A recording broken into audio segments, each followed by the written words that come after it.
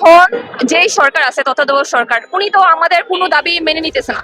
কারণ হচ্ছে যে উনি যে পরিমাণে টাকা খাইয়া হচ্ছে এদিকে বলতেছে না ওইদিকে বলতেছে না, উনি একদমই চুপচাপ আর সবকিছু আমাদের উপরে চাপাইয়া দিচ্ছে। কারণ বাজারে সেখানে আপনারা দেখেছেন টেনে হিচড়ে আমাদের মা বোনকে, আমাদের ব্যবসায়ীর বউদের এবং আমাদের সন্তানদের টেনে হিচড়ে নেমেছে।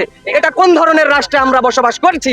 বন্টনের মূল কারণ হচ্ছে আমাদের যেই 57 জন প্রায় 60 জনের মতো ব্যবসায়ী যাদেরকে অ্যারেস্ট করেছে মিথ্যা মামলা নিয়ে, ওদেরকে নিঃশর্ত উইথিন শর্ট টাইম মুক্তি দিতে হবে এবং আমাদের যে মিথ্যা মামলা দিয়েছে এই মিথ্যা মামলা প্রত্যাহার করতে হবে। আমাদের বাচ্চাদের ফ্যামিলি কোনো কিছু উনি করতেছে না।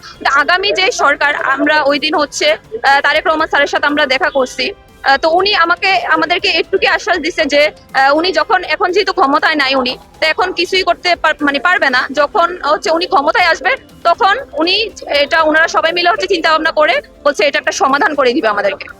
আমরা এই ইনশাআল্লাহ দেখা যাক, কিন্তু আমরা আশাবাদী যে উনি আসবে এবং কি আমাদের যে সবার দাবিগুলো আছে তাও হচ্ছে একটা মেনে নিবে বা হচ্ছে একটা সমাধান করে দিবে। আমরা এই আশা নিয়ে ওনার কাছে গেছি, তো হচ্ছে উনি আশ্বাস দিছে, তো আমরা আশাবাদী যে উনি হচ্ছে আমাদের দিকে একটু হলেও তাকাবে। জন্য আমি সরকারের দৃষ্টি আকর্ষণ করছি।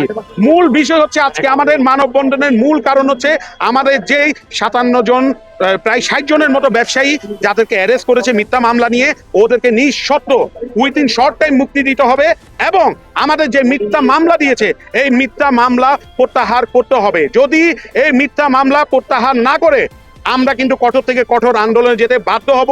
আমরা এখনো পর্যন্ত শুধু 20 দিন আমাদের দোকান বন্ধ রেখেছি, আমাদেরকে বাধ্য করবেন না 6 মাস 1 বছর দোকান বন্ধ রাখার জন্য।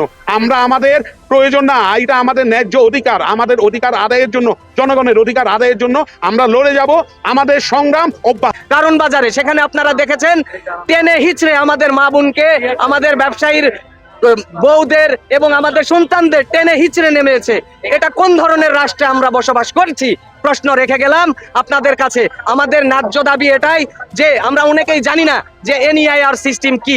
এনইআইআর সিস্টেম মানুষের পকেট কাটার একটা মাধ্যম, যে মাধ্যম আমাদের বর্তমান উপদেষ্টা তার পকেটে অনেক টাকা ঢুকিয়েছে। আমাদের কাছে সেই প্রমাণও আছে, আমরা দেখিয়েছি। তবে আমরা স্পষ্টভাবে বলতে চাই, আপনি যদি দেশপ্রেমিক হয়ে থাকেন, আপনি যদি দেশকে ভালোবাসেন, তবে অবশ্যই আপনি দেশকে ভালোবেসে এটি সংশোধন করবেন এবং যে আমাদের 57 জন ব্যবসায়ীকে গ্রেফতার করিয়েছেন বিভিন্ন মিথ্যা মামলায়, সেটি আমরা নিঃশর্তে আমাদের ব্যবসায়ীদের মুক্তি চাই। আমাদের ব্যবসায়ী আমরা কখনো রাজনৈতিক দল নয়, আমরা বক্তব্য দিতে আসি নাই। আপনারা দেখেছেন পূর্বে আমরা কখনো রাজপথে আসি নাই, আমরা আন্দোলন করি নাই। আমরা ট্যাক্সটা কিভাবে দিব? আপনি এয়ারপোর্টে ইনস্ট্যান্ট ট্যাক্স নেন, আমরা ডিএচএল করে মাল আনবো, কাস্টমসকে আমরা ইনস্ট্যান্ট ট্যাক্স দিব, কোনো প্রবলেম তো নাই। এই ট্যাক্সের ভারটা আলটিমেট জনগণ দিবে। জনগণ অল্প টাকা বাড়লেও আমরা আশা করি যদি ট্যাক্স নমনীয় একদম সহনীয় একটা পর্যায়ে হয়, জনগণও দেশের বিনির্মাণের জন্য টাকা দিবে, আমরা ব্যবসায়ীরাও দেশের বিনির্মাণের টাকা দিব। ট্যাক্স ভ্যাট পে করে আমরা বৈধভাবে আমরা ব্যবসা করতে চাচ্ছি। আমাদের এই যে পুলিশের হানা, বিটিআরসি আমাদেরকে এসে বারবার কোয়েশ্চেন করবে, এগুলো আমরা চাই না। আমরা বৈধতা চাই, কিন্তু আমরা অবৈধ এই কথাটা বলার কোনো সুযোগ নাই। আমাদেরকে বৈধ কোনো পদ না দিয়ে আপনি আমাকে অবৈধ বলবেন, এগুলো এইসব কথা আপনাদেরকে কারেকশন করতে হবে। এই অবৈধ ওয়ার্ড ট্যাগটা কোনোভাবে দেওয়ার সুযোগ নেই। যদি অবৈধ হয় তাহলে আমাদেরকে ট্রেড লাইসেন্স দিলে কেন? যদি অবৈধ হয় আমাদেরকে ব্যাংক লোন দিল কেন? আমরা আমাদের থেকে ভ্যাট নিচ্ছে কেন? আমরা অবৈধ হলে কি ভ্যাট ট্যাক্স এগুলো নেওয়ার সুযোগ আছে? ব্যাংক লোন পাওয়ার সুযোগ আছে? একজন ইয়াবা কারবার কি ইয়াবার ব্যবসাতে গিয়ে কি ব্যাংক লোন নিতে পারে? বলেন, তাহলে অবৈধ বলবেন। অবৈধ আমাদেরকে বলার কোনো সুযোগ নাই। আপনাকে ধন্যবাদ। আমার নাম মোহাম্মদ আরিফুর রহমান, চট্টগ্রাম মেট্রোপলিটন মোবাইল সমিতির সভাপতি।